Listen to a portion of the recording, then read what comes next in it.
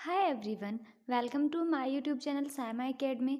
Guys, हम Uttarakhand board का question paper solve कर रहे हैं साइंस का 10th क्लास का। हमारा एम है कि हम लास्ट 10 ईयर्स के पेपर सॉल्व करेंगे बोर्ड के। तो ये इसी सीरीज़ में हमने 2020 का और 19 और 18 का पेपर ऑलरेडी सॉल्व किया हुआ है। और यहाँ पे ये 2017 का पेपर है, साइंस का थ्योरी का पेपर है हमारा। तो देखो, अब हम इसको सॉल्व करते हैं। पहले यहाँ पे कुछ इंस्ट्रक्शन है कि हमारे जो क्वेश्चन पेपर है उसमें टोटल 30 क्वेश्चन आते हैं, यानी इस प्रश्न पत्र में कुल 30 प्रश्न हैं और सभी प्रश्न अनिवार्य हैं। और जो फर्स्ट वाला क्वेश्चन है उसके अंदर 6 पार्ट हैं और वो एक एक नंबर के हैं। यानी जो फर्स्ट वाला क्वेश्चन है ना, वो बहुविकल्पीय है, यानी मल्टीपल चॉइस वाला है। एक क्वेश्चन के 4 ऑप्शन दे रखे हैं और आपको एक करेक्ट बताना है। फिर 2 से 6 तक के जो क्वेश्चन है वो एक एक नंबर के हैं और 7 से 15 तक 2-2 नंबर के हैं और 16 से 24 3 के और फिर 25 से 30 तक 4-4 नंबर के हैं। तो यहाँ पे ये जो फर्स्ट क्वेश्चन है, इसका जो फर्स्ट पार्ट है उसमें पूछा है चूना पत्थर का रासायनिक सूत्र है। फर्स्ट ऑप्शन है इसके अंदर CaCO3, सेकंड है CaO, थर्ड है CaOH और फोर्थ है CaOH का होल ट्वाइस। तो देखो, जो हमारा फर्स्ट वाला ऑप्शन है इसके अंदर CaCO3, इसका नाम है कैल्शियम कार्बोनेट और जो इसका सामान्य नाम है वो है चूना पत्थर, यानी हमारा ऑप्शन 1 ही इसमें सही होना है। फिर हम देख लेते हैं कि बाकी के जो और ऑप्शन है वो किस किस का सूत्र है। अब है इसके अंदर सेकंड CaO होता है कैल्शियम ऑक्साइड, मतलब कि बिना बुझा चूना। जो थर्ड वाला ऑप्शन है CaOH, ये सूत्र ही गलत है, ये किसी का सूत्र नहीं होता। ठीक है, सही सूत्र होता है CaOH होल ट्वाइस। तो जो CaOH होल ट्वाइस है फोर्थ वाला, ये है कैल्शियम हाइड्रोक्साइड, मतलब बुझा हुआ चूना। तो चूना पत्थर होता है कैल्शियम कार्बोनेट, यानी कि ऑप्शन 1 सही है। अब आते हैं हम अपने सेकंड पार्ट पे। इसके फर्स्ट क्वेश्चन का सेकंड पार्ट है, कोई विलयन नीले लिटमस को लाल कर देता है, इसका pH संभवतः क्या होगा। तो देखो, जो pH क्या होता है, pH हमारा एक स्केल होता है जिस पे 1 से लेके 14 तक नंबर पड़े हुए होते हैं। और इसमें क्या है कि ये स्केल किसी भी कोई भी हमारा विलयन है उसकी अम्लीयता या क्षारीयता को दर्शाता है। ये जो pH स्केल पे जहाँ 7 नंबर होता है, 7 नंबर का मतलब है अगर किसी भी विलयन का pH 7 है कि वो उदासीन है, न्यूट्रल है, ना वो अम्लीय है ना वो क्षारीय है। अगर आप 7 से नीचे की तरफ आते जाओगे तो उसकी अम्लीयता बढ़ती जाएगी और 7 से 14 की तरफ आगे बढ़ते जाओगे तो उसकी क्षारीयता बढ़ती जाएगी। और क्वेश्चन में बोला है कि वो विलयन नीले लिटमस को लाल कर देता है, तो हमें ये पता है कि जो अम्ल होते हैं वो नीले लिटमस को लाल करते हैं, क्षार इसका ऑपोजिट करते हैं, वो लाल लिटमस को नीला कर देते हैं। तो नीले लिटमस को लाल कर रहा है, इसका मतलब वो अम्लीय है और अम्लीय जो होते हैं उनका pH हमेशा 7 से कम होता है। तो 7 से कम होगा। देखो, इसमें 4 ऑप्शन है 1, 8, 9, 10, तो 7 से उनका एक ही ऑप्शन है 1, यानी वो अम्लीय अगर नीले लिटमस को लाल कर देता है और उसका pH 1 होगा। उसके बाद है हमारा थर्ड पार्ट। इसमें पूछा है पादप में जाइलम का क्या कार्य है, जल का वहन, भोजन का वहन, अमीनो अम्ल का वहन, ऑक्सीजन का वहन। देखो, आपने 9th क्लास में भी पढ़ा होगा और 10th में तो है ही कि जो पौधे होते हैं यानी कि पादप हमारे, उनमें 2 तरह के ऊतक होते हैं, जाइलम और फ्लोएम।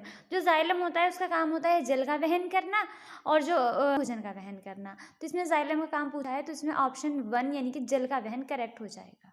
उसके बाद हमारा फोर्थ क्वेश्चन है, विद्युत धारा उत्पन्न करने की युक्ति को क्या कहते हैं, मतलब वो कौन सी डिवाइस है जिससे विद्युत धारा उत्पन्न होती है। इसमें 4 ऑप्शन दिए हुए हैं, जनित्र यानी कि जनरेटर, गैल्वेनोमीटर, एमीटर और मोटर। तो हो सकता है एग्जाम में इस बार ही आपको पूछा है विद्युत धारा उत्पन्न करने की युक्ति, अगली बार एमीटर पूछ ले या मोटर के बारे में पूछ ले, गैल्वेनोमीटर के बारे में पूछ ले, तो आपको इन सब के बारे में पता होना चाहिए। तो हम 4 ऑप्शन के बारे में डिटेल से देखते हैं। जो जनित्र है यानी कि जनरेटर, इसमें यांत्रिक ऊर्जा का उपयोग चुंबकीय क्षेत्र में रखी किसी चालक को घूर्णी गति प्रदान करने में किया जाता है, यानी उस चालक को घुमाने में किया जाता है जिससे विद्युत धारा उत्पन्न होती है। तो विद्युत धारा उत्पन्न करने वाली युक्ति पूछ रखी है तो ऑप्शन तो फर्स्ट ही करेक्ट होगा, यानी जनित्र दैट मीन्स जनरेटर है वो युक्ति जिससे विद्युत धारा उत्पन्न होती है। सेकेंड है जो गैल्वेनोमीटर। गैल्वेनोमीटर एक तरह का एमीटर होता है। अब एमीटर क्या होता है, एमीटर का जो प्रयोग होता है वो धारा मापने के लिए करते हैं विद्युत परिपथों में, है ना, आपने देखा होगा जहाँ पे भी धारा को उसमें ही नापते हैं। एमीटर युक्ति होती है जिसमें धारा को नापते हैं। और जो मोटर है, मोटर में विद्युत ऊर्जा का यांत्रिक ऊर्जा में रूपांतरण होता है, यानी कि जो इलेक्ट्रिकल एनर्जी है उसको मैकेनिकल एनर्जी में चेंज करते हैं। तो इसमें भी ऑप्शन 1 सही होगा। फिफ्थ पार्ट है हमारा, किसी उत्तल लेंस की फोकस दूरी 50 सेंटीमीटर है, इसकी क्षमता क्या होगी, ये न्यूमेरिकल है, आपको सॉल्व करना है। तो इसमें फोकस दूरी दे रखी है, फोकस दूरी 50 सेंटीमीटर है और इसमें क्षमता निकालना है। तो क्षमता निकालने का सूत्र आपको पता ही होगा, अगर नहीं पता तो देखो, ये होता है 1/4 फोकस दूरी, यानी जो फोकस दूरी है उसके व्युत्क्रम को ही क्षमता कहते हैं। लेकिन यहाँ पे जो फोकस दूरी हमें यूज़ करनी होती है इसमें, वो मीटर में होनी चाहिए और आपको क्वेश्चन में दे रखी है सेंटीमीटर में। तो पहले आपको सेंटीमीटर को मीटर में चेंज करना पड़ेगा। सेंटीमीटर को मीटर में कैसे चेंज करते हैं, 100 से डिवाइड कर दो, क्योंकि आपको पता है 1 मीटर में 100 सेंटीमीटर होते हैं, है ना। 1 मीटर में 100 सेंटीमीटर होते हैं। तो जब भी हम मीटर को सेंटीमीटर में बदलते हैं तो 100 से मल्टीप्लाई करते हैं, और अगर सेंटीमीटर को मीटर में बदलना है तो 100 से डिवाइड करते हैं। 50 को 100 से डिवाइड करोगे तो 0.5 मीटर आएगा। कैसे आएगा, देखो 50/100 है, तो इसके हर में यानी कि डिनोमिनेटर में 100 है ना, और 100 में 2 जीरो हैं, तो इन 2 जीरो को हटा के जो अंश है यानी 50 है उसमें 2 डिजिट से पहले पॉइंट लगा दो। 2 डिजिट कौन है, एक 0 है एक 5 है, तो 5 से पहले पॉइंट लगा दो तो ये आ जाएगा 0.5 यानी कि 0.5 मीटर। अब ये आ गई हमारी फोकस दूरी 0.5 मीटर। इसको रख दो सूत्र में, 1/f है ना, तो 1/0.5। इसको सॉल्व करोगे 0.5 में यहाँ से पॉइंट हटा के ऊपर अंश में एक 0 बढ़ा दोगे तो 10/5 हो जाएगा। 5 से 10 को डिवाइड करोगे तो 2 आएगा, और 2 डायोप्टर, क्षमता को हम डायोप्टर में नापते हैं, तो ये 2 डायोप्टर उस लेंस की क्षमता आ जाएगी। नेक्स्ट क्वेश्चन है, निम्नलिखित से कौन सा जैव मात्रा ऊर्जा स्रोत का उदाहरण नहीं है। लकड़ी, गोबर गैस, नाभिकीय ऊर्जा, कोयला। अब देखो, जैव मात्रा वो होती है जो हमें पौधों और जीव जंतुओं से मिलता है और उसका हम ऊर्जा में उपयोग करेंगे, तो यानी कि वो जैव मात्रा ऊर्जा स्रोत हो जाता है। अब लकड़ी है, लकड़ी पौधों से मिलती है। गोबर गैस, गोबर जंतुओं से मिलता है। और कोयला, कोयला भी लकड़ी से बनता है। तो ये तीनों हैं जो लकड़ी, गोबर गैस और कोयला है, ये तो जैव मात्रा ऊर्जा स्रोत है, यानी हमें ये पौधे और जीव जंतुओं से मिल रहे हैं। लेकिन जो नाभिकीय ऊर्जा है वो जैव मात्रा ऊर्जा स्रोत में नहीं आएगा, और इसमें यही पूछ रखा है कि जैव मात्रा ऊर्जा स्रोत का उदाहरण कौन नहीं है, तो नाभिकीय ऊर्जा आ जाएगा। उसके बाद ये हमारे फर्स्ट क्वेश्चन के 6 पार्ट खत्म हो गए। उसके बाद आते हैं अपने सेकंड क्वेश्चन पे।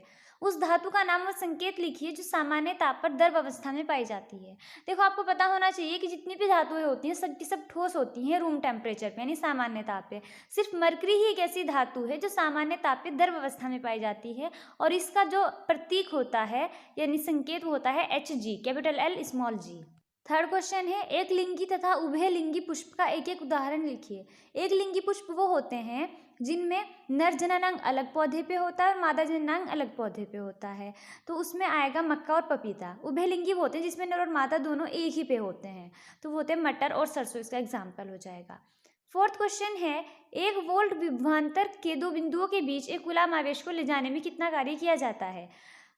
तो देखो, अगर कहीं पे विभवांतर 1 वोल्ट है और एक कूलाम आवेश है तो हमेशा वहां पे जो कार्य होगा वो 1 जूल होगा। ओके, क्योंकि जो हमारा विभवांतर होता है वो होता है कि इस आवेश को ले जाने में कितना कार्य किया जा रहा है। तो अगर विभवांतर 1 वोल्ट दोगे और एक कूलाम आवेश को 2 बिंदुओं के बीच लेके जाना है तो वहां पे 1 जूल कार्य किया जाएगा। यही इसका उत्तर है कि एक विभवांतर को 2 बिंदुओं के बीच एक कूलाम आवेश को ले जाने में 1 जूल कार्य करना होगा। फिफ्थ क्वेश्चन है, उस दर्पण का नाम बताइए जो बिंब का आवर्धित तथा सीधा प्रतिबिंब बना सके। हमेशा अवतल दर्पण का जो भी प्रतिबिंब होता है वो आवर्धित होता है, यानी बड़ा होता है और सीधा होता है।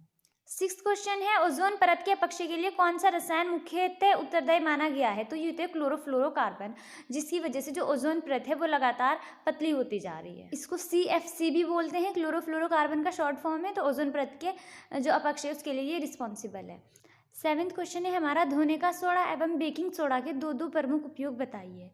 जो धोने का सोडा होता है उसका उपयोग होता है एक तो कांच, साबुन और कागज के निर्माण में। सेकंड हो जाएगा जल की स्थायी कठोरता के निवारण में, यानी जल की कठोरता को हटाने के लिए। सेकंड जो होगा बेकिंग सोडा, प्रति अम्ल औषधि घटक के रूप में, यानी बेकिंग सोडा का जो उपयोग होता है प्रति अम्ल, जब एसिडिटी हो जाती है, एसिडिटी की जो मेडिसिन होती है उसमें डलता है बेकिंग सोडा। और सेकंड है भोज्य तथा पेय पदार्थों में योगात्मक के रूप में। इसका मतलब ये है कि जैसे आपने देखा होगा किचन में जो भी चीज़ क्रिस्पी और कुरकुरी बनानी होती है तो उसमें बेकिंग सोडा यूज़ करते हैं, तो ये भोज्य तथा पेय पदार्थों में योगात्मक के रूप में होता है। अब जब आप धोने के सोडे और बेकिंग सोडे के बारे में पढ़ ही रहे हो, तो आपको इसके बारे में पूरी बात पता होनी चाहिए कि इसका सूत्र क्या है, रासायनिक नाम क्या है। हो सकता है नेक्स्ट टाइम एग्जाम में आपसे ये बात पूछ ले। तो धोने का सोडा जो होता है उसका रासायनिक सूत्र तो होता है Na2CO3 और रासायनिक नाम है सोडियम कार्बोनेट, इसी को धावन सोडा कहते हैं। और बेकिंग सोडा होता है NaHCO3, मतलब कि सोडियम हाइड्रोजन कार्बोनेट, इसको बेकिंग सोडा, बेकिंग पाउडर या खाने का सोडा, ये सब चीज़ें बोलते हैं। नेक्स्ट क्वेश्चन है 8th क्वेश्चन, कार्बनिक यौगिकों की नाम पद्धति के आधार पर निम्न यौगिकों का नामकरण कीजिए। तो देखो इसमें दे रखे हैं हमें ये दे रखे हैं कार्बनिक यौगिक, हमें इनका IUPAC नाम बताना है कि क्या है। देखो जो हमारा फर्स्ट वाला है जो यौगिक है, इसमें आप कार्बन काउंट करो, कितने कार्बन हैं, 1 2 3 4 कार्बन है। और आपको ये बात पता होनी चाहिए, जब भी हम IUPAC नाम लिखते हैं, अगर कहीं पे एक कार्बन है किसी यौगिक में, एक कार्बन के लिए मेथ यूज़ करते हैं, अगर कार्बन वहाँ पे 2 हैं तो एथ यूज़ करते हैं, और 3 है तो प्रोप, 4 के लिए ब्यूट, 5 के लिए पेंट और 6 के लिए हेक्स यूज़ करते हैं। तो इसमें 4 कार्बन है, इसका मतलब यहाँ पे ब्यूट आएगा। ओके, फिर देखना है हमें उस यौगिक के अंदर कि जो कार्बन का कार्बन से बॉन्ड है, कार्बन कार्बन से जो बंध बन रहा है वो कैसा बंध है, वो सिंगल है, डबल है या ट्रिपल है। तो इस यौगिक में आप देखोगे जो कार्बन कार्बन के बीच में बॉन्ड बन रहे हैं वो सारे सिंगल बॉन्ड हैं। जो आपको डबल बॉन्ड नजर आ रहा है कार्बन और ऑक्सीजन के बीच में है। हमने भी बात की कार्बन कार्बन के बीच के बॉन्ड की। अगर कार्बन कार्बन के बीच के सारे बॉन्ड सिंगल हैं तो वहाँ पे हम एन यूज़ करते हैं, मतलब जैसे हमने यहाँ पे 4 कार्बन है, 4 कार्बन के लिए ब्यूट यूज़ किया, और उसके बाद कार्बन कार्बन के बीच में एन, यानी कि ब्यूट प्लस एन, ब्यूटेन। अगर कार्बन कार्बन के बीच में डबल बॉन्ड है तो ईन आता है, अगर यहाँ पे डबल बॉन्ड होता तो ये ब्यूटीन हो जाता, और अगर कार्बन कार्बन के बीच में ट्रिपल बॉन्ड है तो ये आइन हो जाता, यानी अगर 4 कार्बन है और किसी एक कार्बन के बीच में ट्रिपल बॉन्ड है तो वो ब्यूटाइन हो जाता है। तो फर्स्ट वाले में हमारा ब्यूटेन तक तो हो गया। उसके बाद आप यहाँ पे देखो लास्ट में लग रहा है C डबल बॉन्ड O और OH। ये जहाँ पे भी आपको ये वाला ग्रुप दिख जाए COOH, मतलब ये ग्रुप होता है हमारा कार्बोक्सिलिक अम्ल का। यहाँ पे अगर आपको ये वाला फंक्शनल ग्रुप दिख रहा है, यानी कार्यात्मक समूह दिख रहा है, तो ये है कार्बोक्सिलिक अम्ल। और कार्बोक्सिलिक अम्ल के लिए हम यूज़ करते हैं ओइक अम्ल, मतलब जो भी हमारा यौगिक है तो उसमें बाद में ओइक अम्ल जुड़ जाता है। तो यहाँ पे देखो हमारे फर्स्ट वाले में 4 कार्बन है, 4 कार्बन के लिए ब्यूट यूज़ होता है, और उसके बाद कार्बन कार्बन के सिंगल बॉन्ड है तो एन यूज़ होगा, यानी कि ब्यूटेन। और यहाँ पे COOH ग्रुप यानी कार्बोक्सिलिक अम्ल का जो ग्रुप है वो मौजूद है, तो यहाँ पे ओइक अम्ल यानी कि ब्यूटेन प्लस ओइक, ब्यूटेनोइक अम्ल, इसका हमारा नाम हो जाएगा फर्स्ट वाले कंपाउंड का। जो हमारा सेकंड वाला है, इसमें देखो 3 कार्बन है, 3 कार्बन के लिए हम प्रोप यूज़ करते हैं, और यहाँ पे 2 कार्बन है, इनके बीच में ट्रिपल बॉन्ड है, तो ट्रिपल बॉन्ड के लिए आइन यूज़ करते हैं, प्रोप प्लस आइन प्रोपाइन हो जाएगा। और फर्स्ट वाले कार्बन पे है ये जो ट्रिपल बॉन्ड है, तो इसको हम प्रोपाइन 1 कहेंगे, या इसका नाम प्रोप 1 आइन भी हो सकता है। इसके बाद नेक्स्ट हमारा क्वेश्चन है 9th क्वेश्चन, धमनी व शिरा में 2 अंतर लिखिए। ये क्वेश्चन बहुत इंपॉर्टेंट है, 2012 में, 15 में, 17 में 3 बार पूछा जा चुका है अब तक। तो देखो जो धमनी होती है उसमें तो जो ब्लड होता है वो हृदय से अंगों की तरफ जाता है, यानी हमारा जो हार्ट है, हार्ट से बॉडी के बाकी पार्ट्स में जो खून को ले जाने का काम करते हैं वो धमनियाँ करती हैं, और शिराएं वापस अंगों में से जो रुधिर हृदय की तरफ आता है, यानी हार्ट की तरफ आता है, उसको लेके आती हैं। देखो जो धमनी होती है हार्ट से लेके जाती हैं वो ब्लड को बॉडी के सारे पार्ट्स में, यानी वो उस ब्लड को लेके जाती हैं जिसमें ऑक्सीजन ज़्यादा होती है, ऑक्सीजन रिच ब्लड को लेके जाती हैं हार्ट से बाकी अंगों की तरफ। और शिराएं फिर अंगों से उस ब्लड को जिसमें कार्बन डाइऑक्साइड होती है उसको वापस लेके आती हैं हृदय की तरफ। जो धमनी होती है इनकी जो दीवारें यानी वॉल होती हैं मोटी और लचीली होती, और शिराओं की जो दीवारें होती हैं वो पतली और कम लचीली होती हैं। इसके बाद है हमारा 10th क्वेश्चन, जो कि इस वीडियो का लास्ट क्वेश्चन भी है, तंत्रिका कोशिका का नामांकित चित्र बनाइए। इसको भी 2011 में भी पूछ रखा है और 17 में भी। तो यहाँ पे आपको जो तंत्रिका कोशिका होती है यानी कि हमारा जो न्यूरॉन होता है उसका आपको चित्र बनाना है। बहुत सिंपल सा डायग्राम में, ज़्यादा हार्ड भी नहीं है, ये 2 नंबर का क्वेश्चन है, 2 मिनट भी नहीं लगेंगे इसको बनाने में, ठीक है।